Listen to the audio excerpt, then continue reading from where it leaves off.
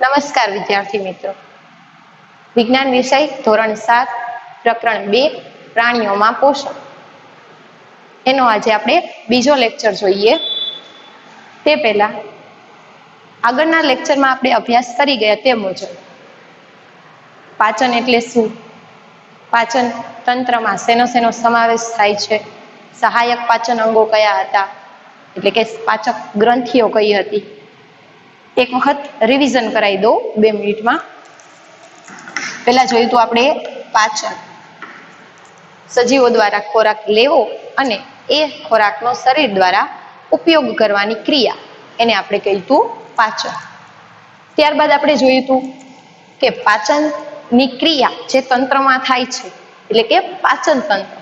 તો આ પાચન તંત્રમાં શેનો સમાવેશ થાય છે?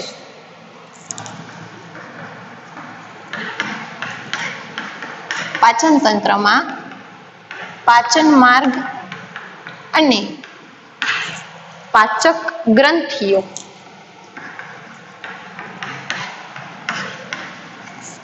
પાચન માર્ગ અને પાચક ગ્રંથિઓનો સમાવેશ થાય. આ પાચન માર્ગમાં અંગો હતા મુખ ગુહા, ત્યારબાદ અન્નળી, જઠર, નાનું આંતરડું અને મોટું આંતરડું.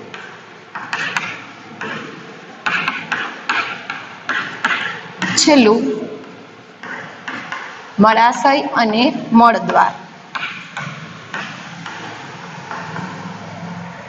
આ હતા પાચન માર્ગ કે જેમાંથી ખોરાક પસાર થઈ અને પાચનની ક્રિયા પૂરી થાય છે. પરંતુ આ પાચન માર્ગ એટલે કે પાચનની ક્રિયામાં અમુક એવી ગ્રંથિઓ પણ છે કે જે આપણને સહાયરૂપ થાય છે, એટલે કે સહાયક પાચન અંગો છે. તો સહાયક પાચન ગ્રંથિઓ કઈ કઈ હતી? તો લાળ ગ્રંથિ, યકૃત અને સ્વાદુપિંડ. આ ત્રણેય સહાયક પાચન ગ્રંથિઓ હતી. સૌથી પહેલા આપણે શરૂઆત કરેલી મુખ ગુહા. તેમાં આપણે અભ્યાસ કરેલો કે મુખ ગુહાની અંદર જે ખોરાક ગ્રહણ થાય છે, એટલે આપણે જે ખોરાક લઈએ છીએ, ખોરાક અંદર લેવાની જે ક્રિયા છે આપણા શરીરમાં, તેને આપણે અંતઃગ્રહણ તરીકે ઓળખીએ છીએ. ફરીવાર, અંતઃગ્રહણ એટલે શું?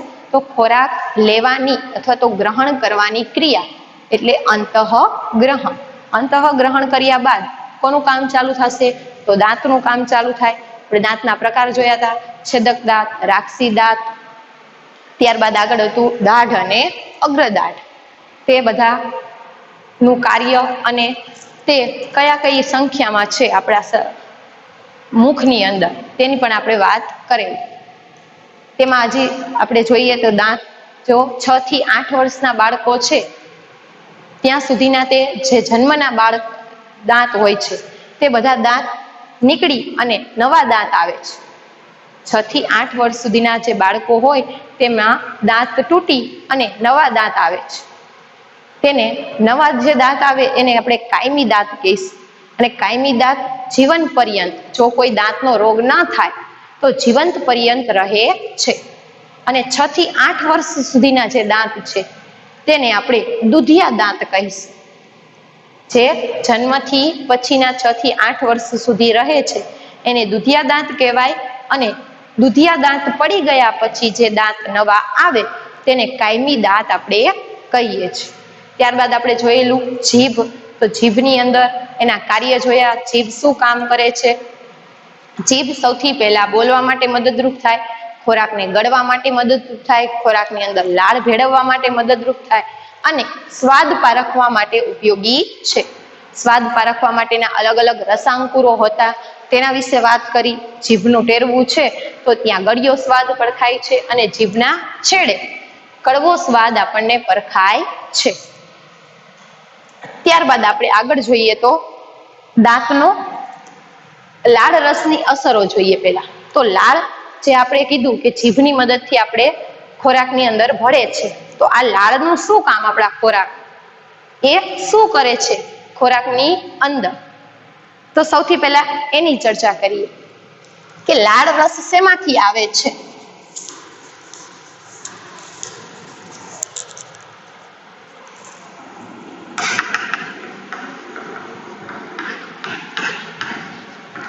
લાળ ગ્રંથિ છે તે લાળ રસનો સ્ત્રાવ કરે છે, એટલે લાળ રસ એમાંથી ઝરે છે.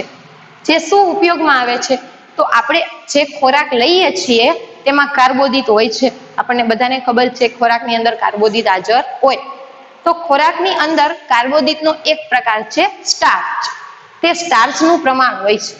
હવે જ્યારે ખોરાક મુખની અંદર આવશે, દાંત વડે ચવાશે, ત્યારે અંદર લાળ રસ ભળશે અને આ લાળ રસની મદદથી ખોરાકની અંદર જે સ્ટાર્ચ છે, ખોરાકની અંદર જે સ્ટાર્ચ રહેલો છે તેનું સરળ શર્કરામાં, કયા પદાર્થમાં?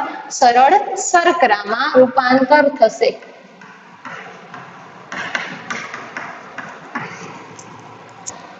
સ્ટાર્ચમાંથી સરળ શર્કરામાં રૂપાંતર થાય છે. શર્કરા એક આમ ગળ્યો પદાર્થ આપણે કહી શકીએ. જ્યારે આપણને કહેવામાં આવે છે કે ખોરાક ખૂબ જ ચાવીને ખાવો જોઈએ, અહીંયા એક પ્રશ્ન નીકળે કે વૈજ્ઞાનિક કારણ કે ખોરાકને ખૂબ જ ચાવીને ખાવો જોઈએ, કારણ આપો. તો કેમ ખોરાકને ખૂબ જ ચાવીને ખાવો જોઈએ? જો ખોરાકને તમે જેમ વધુ ચાવશો તેમાં લાળ રસનું પ્રમાણ વધશે અને લાળ રસની અંદર રહેલો ટાઇલિન નામનો ઉત્સેચક, લાળ રસની અંદર શું રહેલું હોય છે? ટાઇલિન નામનો ઉત્સેચક.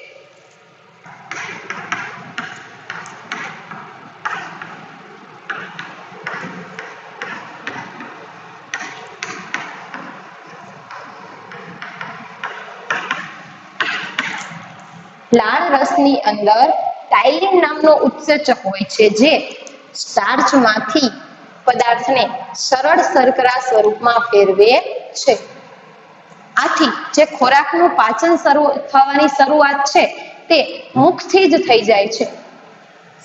જે ખોરાકનું પાચન થવાની ક્રિયા છે, પાચનની વ્યાખ્યામાં જોયું હતું કે પાચન એટલે શું? તો સરળ પદાર્થોમાંથી જટિલ પદાર્થોમાંથી સરળ પદાર્થોમાં રૂપાંતર. તો અહીંયા એક જટિલ પદાર્થ હતો, આપણે સ્ટાર્ચની વાત કરી, તેમાંથી કયો સરળ પદાર્થ આપણને મળી ગયો? શર્કરા.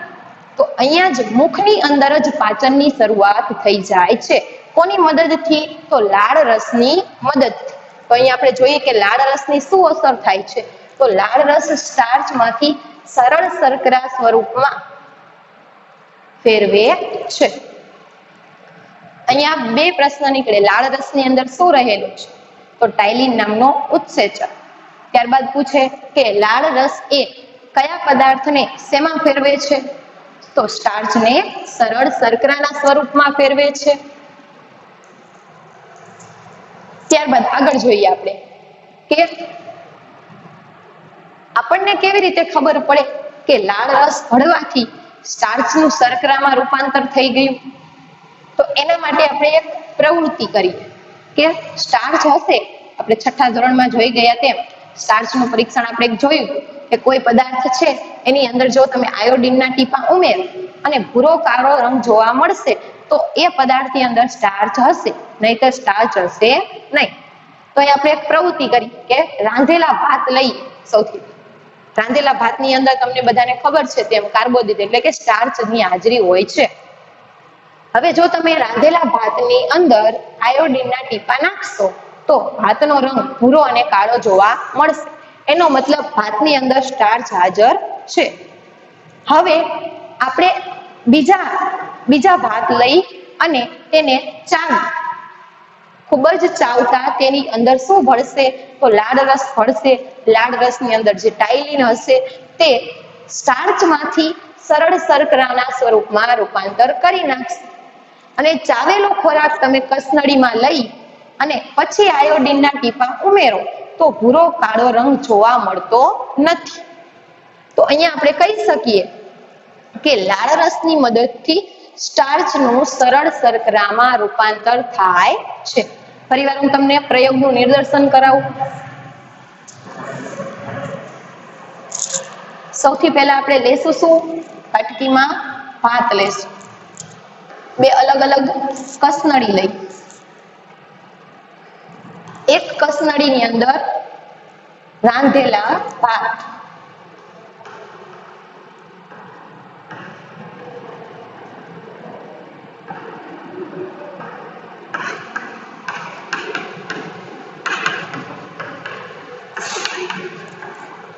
જે કસનળીની અંદર આપણે પેલી કસનળી એ લઈ તો એ કસનળીની અંદર આપણે શું નાખેલું છે? રાંધેલા ભાત.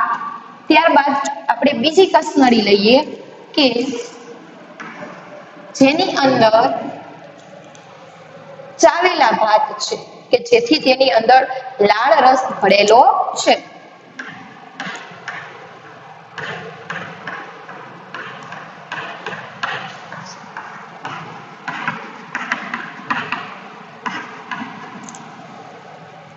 હવે બંનેની અંદર શું ઉમેરીશું? આયોડીનના ટીપા.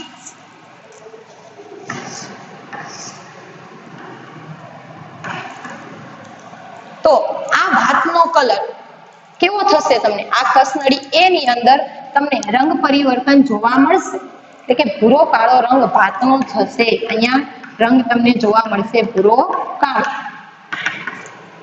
પરંતુ આમાં ભૂરો કાળો રંગ જોવા મળશે નહીં. એનો મતલબ છે કે જ્યારે ભાત હતા ત્યારે એની અંદર સ્ટાર્ચ હાજર હતું અને તેને ચાવવામાં આવ્યા, જેથી તેની અંદર લાળ રસ ઉમેરાણો અને લાળ રસ દ્વારા સ્ટાર્ચનું શેમાં રૂપાંતર થઈ ગયું? શર્કરામાં, એટલે સરળ શર્કરા.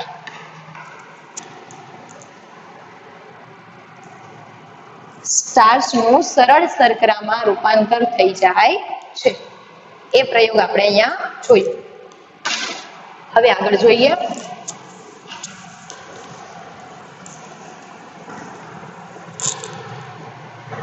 દાંતનો સડો. આપણે જોયું તે મુજબ કે દાંત છે તે ખોરાક ચાવવા માટે મદદરૂપ થયા. હવે આપણે આગળ જોઈએ કે જો દાંતની અંદર ખોરાક ફસાય, આપણે ખોરાક જમ્યા પછી દાંતને બરાબર સાફ ન કરીએ તો ખોરાક દાંતની અંદર જમા થયેલો રહે છે અમુક કણ, અને આપણા મુખની અંદર અમુક પ્રકારના બેક્ટેરિયા આવેલા હોય છે જે આપણને કોઈ નુકસાન કરતા નથી. તેમ છતાં જો ખોરાક દાંતની અંદર રહેશે તો આ બેક્ટેરિયા તે ખોરાક તોડી, એટલે કે ખોરાકનું વિઘટન કરી અને તેમાંથી એસિડ ઉત્પન્ન કરે છે. શું કીધું? જે મુખની અંદર શું હોય છે? બેક્ટેરિયા, જે આપણને કોઈ નુકસાન કરતા નથી, પરંતુ જો ખોરાકના કણ હોય તો આ ખોરાકના કણને તોડી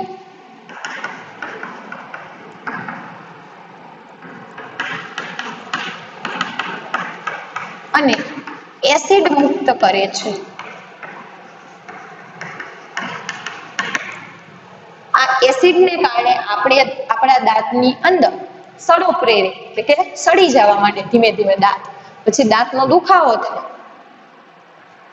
તો અહીંયા આપણે શું સાવધાની રાખવી જોઈએ? તો ખોરાક લીધા પછી આપણે દાંતને સરખી રીતે સાફ કરવા જોઈએ, જેથી ખોરાક ન રહે અને એસિડ મુક્ત થાય નહીં.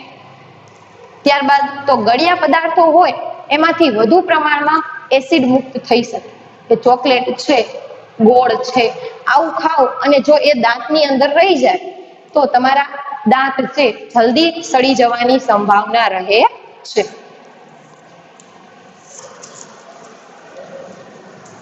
અહીંયા આપણે મુખ ગુહાની વાત પૂરી થાય છે.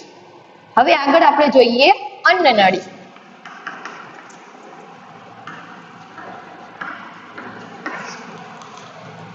મુખ ગુહાની સાથે શું જોડાયેલું હોય છે?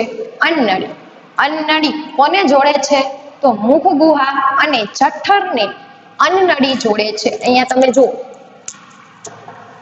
આ મુખ ગુહા તે કોની સાથે જોડાયેલી? મુખ ગુહા સાથે અન્નનળી જોડાયેલી છે, અને અન્નનળીનો બીજો છેડો કોની સાથે જોડાયેલો છે? તો જઠર સાથે. આથી અન્નનળી એ મુખ ગુહા અને જઠરને જોડે છે. અન્નનળીનું શું કામ છે આપણા શરીરની અંદર? તો અન્નનળી જે ખોરાક ચવાઈને આવેલો છે તેને જઠરની અંદર ધકેલે છે, જઠરની અંદર મોકલે છે. કેટલીક વાર તમને ઉલટી થઈ હોય એવું યાદ હોય કે ઉલટી થઈ, તો આવું ઉલટી કેમ થઈ ગઈ? અન્નનળીનું કામ શું હતું? મુખમાંથી જઠરમાં ખોરાક લઈ જવા. તો ઉલટો ખોરાક કેમ જઠરમાંથી બહાર નીકળે છે? તો જ્યારે જઠરની અંદર ખોરાક સ્વીકારાય નહીં, જઠરની અંદર કંઈક તકલીફ હોય, એસિડિટી થઈ છે કે પેટમાં દુખે છે, તો આ જઠર તે ખોરાકનો સ્વીકાર કરતો નથી અને ખોરાક અન્નનળી દ્વારા બહાર નીકળી જાય છે, જેને આપણે ઉલટી થઈ એવું કહીએ છીએ. આગળ જોઈએ તો અન્નનળી રે તે ગળાની અંદર આપણને ખબર છે તેમ અન્નનળી અને શ્વાસનળી બંને આવેલી છે. જે નાકમાંથી આપણે શ્વાસ લઈએ છીએ તે અને અન્નનળી બંને ગળાના ભાગમાં એક જ હોય છે. એટલે શું કહેવા માંગે છે, તો અહીંયા ધારો કે આપણી ગળું છે, તો ગળામાં શ્વાસ માટે અને ખોરાક માટે એક જ માર્ગ હોય છે. શ્વાસ અને અન્ન માટે એક જ માર્ગ હોય છે. ત્યારબાદ નીચે જતા તેમાંથી બે અલગ અલગ ભાગ પડે, આવી એકમાંથી બીજા બે, એક અન્નનળી છે ને એક શ્વાસનળી છે. તો હવે આપણને એવું થાય કે અહીંયાથી ખોરાક આવતો હોય તો શ્વાસનળીમાં વહી જાય, તો કેટલી વાર એવું થાય તમે ઝડપથી ખાતા હોય તો, અથવા તો હસતા હસતા ખાતા હોય, વાતો કરતા કરતા ખાતા હોય, ત્યારે ખોરાક અન્નનળીમાં જવાને બદલે ક્યાં વહી જશે, શ્વાસનળી. પછી તમને કંઈક અટકાઈ ગયું હોય એવી અનુભૂતિ થાય અને ઉધરસ આવે, ઉતરાઈ ગયું એવું કહીએ આપણે. તો એ કેના કારણે થયું, કેમ કે ખોરાક અન્નનળીમાં જવાને બદલે ક્યાં જાય છે, શ્વાસનળીમાં. અને શ્વાસનળી તો ફેફસામાં ખુલે, ફેફસા ખોરાકનો સ્વીકાર કરશે નહીં અને ફેફસા દ્વારા પાછો ખોરાક ધકેલાય અને ક્યાંથી નીકળી જાય છે, શ્વાસનળી મારફતે બહાર નીકળી જાય. અહીંયા એવું તો શું રચના હશે કે ખોરાક આપણી અન્નનળીમાં જ જાય છે? તો આ બંને વચ્ચે એક વાલ આવેલો હોય છે, તો પડદા જેવો વાલ હોય. જ્યારે શ્વાસ લઈએ ત્યારે આ પડદો અન્નનળીને ઢાંકી દેશે અને ખોરાક લઈશું, અહીંથી ધારો કે ખોરાકનો કોળિયો આવે છે, તો આ પડદા દ્વારા શ્વાસનળી શું થઈ જશે, ઢંકાઈ જશે. એટલે આ જે ખોરાકનો કોળિયો છે તે અન્નનળીમાંથી આગળ વધે. અહીંયા આપણે ગળાના ભાગમાં જે અન્નનળી અને શ્વાસનળી ભેગી છે તેની વાત કરી. અન્નનળીમાં ખોરાક કેમ જાય છે અને શ્વાસનળીમાં કેમ જતો નથી. ત્યારબાદ આગળ જોઈએ તો અન્નનળી ખોરાકને જઠર સુધી પહોંચાડે છે. હવે શું થાય છે, જઠરની અંદર જઈને ખોરાક, અન્નનળીનું બીજું અહીંયા કોઈ કાર્ય છે નહીં, ખાલી ખોરાકને જઠર સુધી મોકલવાનું કામ અન્નનળી દ્વારા થાય. અને એ અન્નનળીની જે દિવાલ છે તે સંકોચાય, એટલે કે ભેગી થાય અને પહોળી થાય, એવી રીતે ખોરાક આગળ વધે. આગળ આપણે જોઈએ જઠર. તો સૌથી પહેલા આપણે જઠરની રચના જોઈશું કે જઠર કેવી રચના ધરાવે છે. તો જઠર એ પાચન માર્ગનો સૌથી પહોળો ભાગ છે. જઠર એ પાચન માર્ગનો સૌથી પહોળો ભાગ છે, પહોળી રચના છે. તેનો આકાર યુ આકાર, અંગ્રેજીનો જે યુ મૂળાક્ષર છે એના જેવો હોય છે અને એ એક જાડી કોથળી જેવી રચના છે. શું જોયું આપણે જઠરની અંદર? તો પેલું જોઈએ જાડી કોથળી જેવી રચના. તેનો આકાર કેવો છે? તો યુ આકાર છે. અને ત્રીજું જોઈએ કે તે પાચન માર્ગનો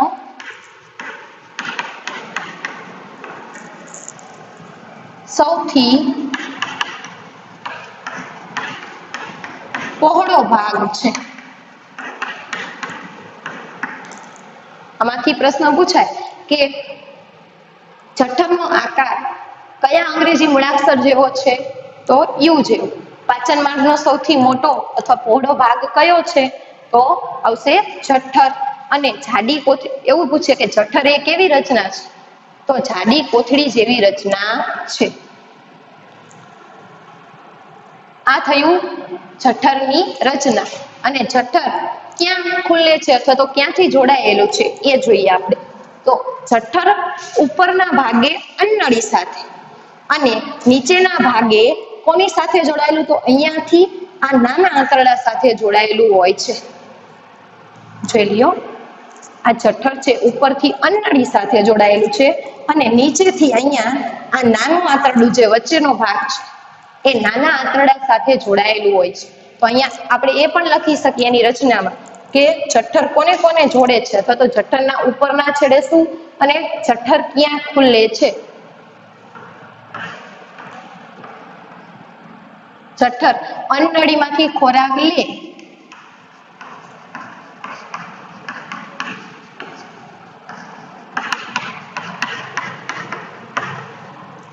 નાના આંતરડામાં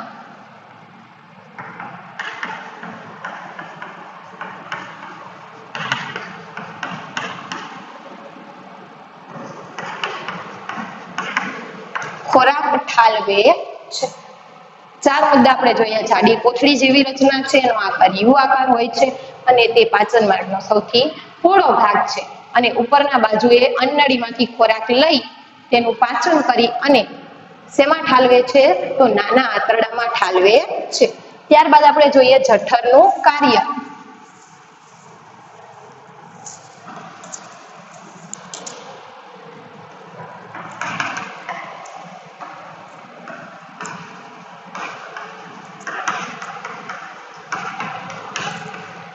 શું જોઈએ છીએ? જઠરનું કાર્ય.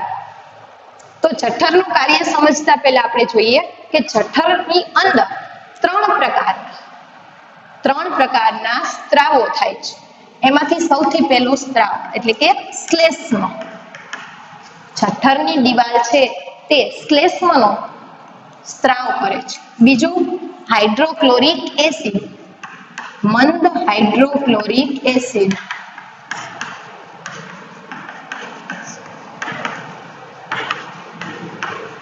અને ત્રીજું છે પાચક રસો. એને જઠર રસ પણ કહેવાય છે. જઠરની અંદર 3 રસોનો સ્ત્રાવ થાય છે. સૌથી પહેલા શ્લેષ્મ, બીજું છે મંદ હાઇડ્રોક્લોરિક એસિડ અને ત્રીજું છે પાચક રસો, જેને આપણે જઠર રસ એવું પણ કહી શકીએ છીએ. કેમ જઠર રસ નામ આપેલું? કેમ કે જઠરની અંદર સ્ત્રાવ થાય છે. તો હવે આ ત્રણેયનો સ્ત્રાવ જઠરની અંદર થતો હોય તો કંઈક ઉપયોગી તો હોય જ. તો સૌથી પહેલા જોઈએ કે શ્લેષ્મ શું કામ કરે છે જઠરની અંદર. તો શ્લેષ્મ એ એસિડની અસર સામે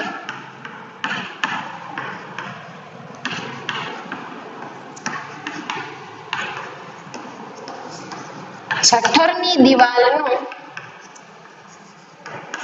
રક્ષણ કરે.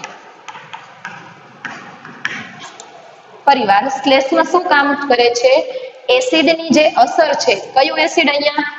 મંદ હાઇડ્રોક્લોરિક એસિડ એટલે કે HCl. આપણા જઠરની અંદર HCl નો સ્ત્રાવ થતો હોય છે.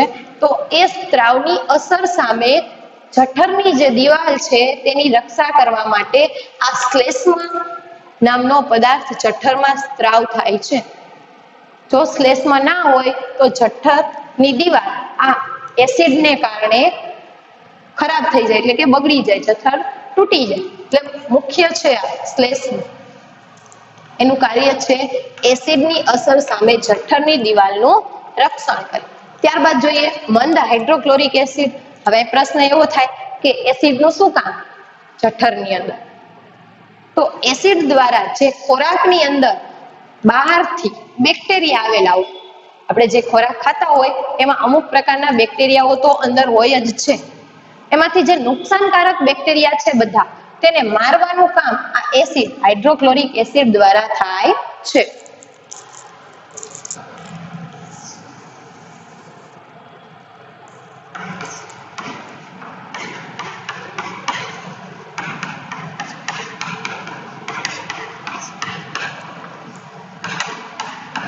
મંદ હાઇડ્રોક્લોરિક એસિડ શું કરે છે? બેક્ટેરિયાઓનો નાશ.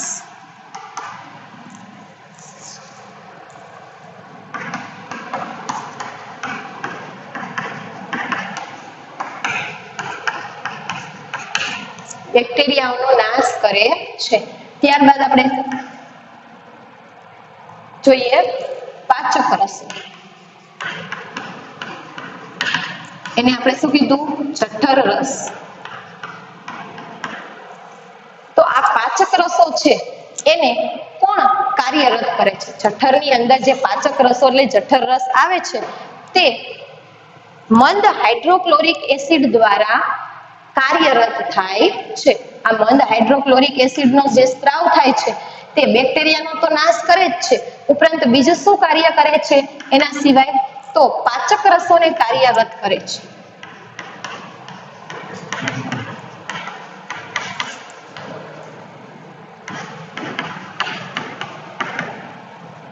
પાચક રસોને કઈ રીતે કાર્ય કરે?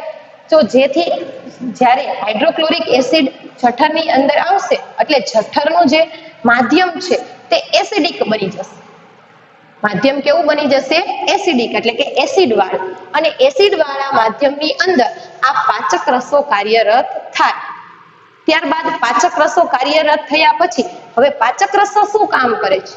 તો ખોરાકની અંદર જે પ્રોટીન રહેલું છે, ખોરાક જે આપણે લીધેલો છે, ખોરાકનો કોળિયો, જે ખોરાક આવેલો જઠરનો, તે ખોરાકની અંદર જે પ્રોટીન ઘટક છે તેનું અંશતઃ પાચન.